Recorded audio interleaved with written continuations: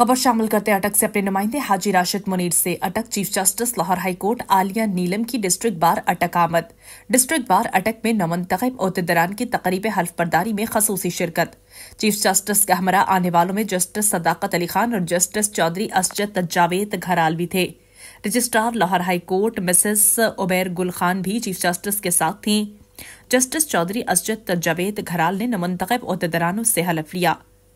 صدر عبداللہ Awan secretary general عمر سلیم سمیت 15 عہدیداروں نے حلف اٹھایا۔ Chief justice Lahore high court عالیہ نیلم نے بار کے احاطے میں پودا بھی لگائے۔